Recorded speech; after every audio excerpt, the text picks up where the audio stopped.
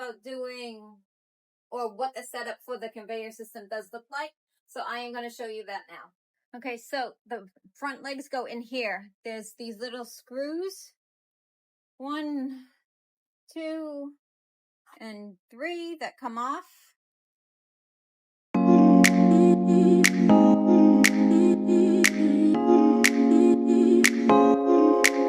Now there's some screws in the back we also have to remove. So you have these screws right here. 1, 2, 3, 4, 5, 6, 7, 8, 9, and 10 that all come off.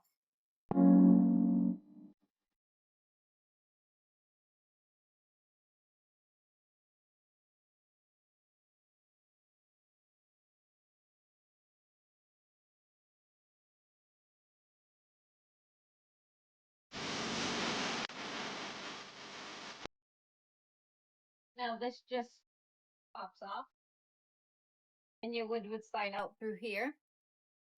I'm going to try to get you a better view. Your conveyor system now stays in, like I said in the earlier video. And I will show you how it all sets up. So it comes with these legs, just like it did before. There are slight improvements, like you just screw these in and it stays right in on there. Let me zoom in on that for you. So they will slide in right here, and you put one in at a time and slide it all the way down.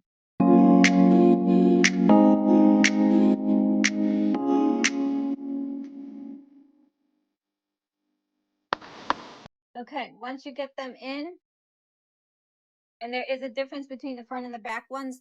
The back ones are a little bit wider, the legs, which just connect to the underside of the system.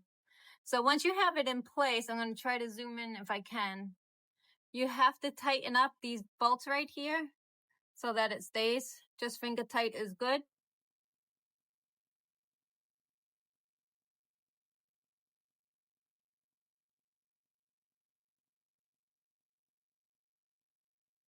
Okay, now moving on to the front, you fold this down. This opens up, and again, you have to slide these in. And I'm going to get you a little closer.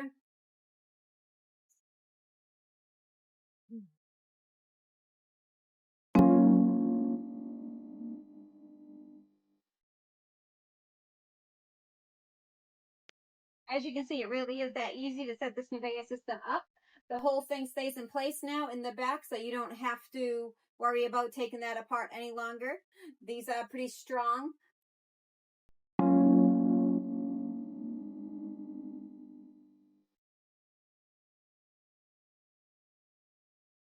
You would feed your wood through here. The bed will actually rise up when you're in conveyor mode. And this right here feeds it. Goes all the way through here. Now, this is a magnetic piece here. I did a video. But it just magnetically clips in place, which I probably can't do it one-handed. But it just magnetically stays there. Your wood fits in between these arrows, which is 24 inches long. There is a little bit of wiggle room left over.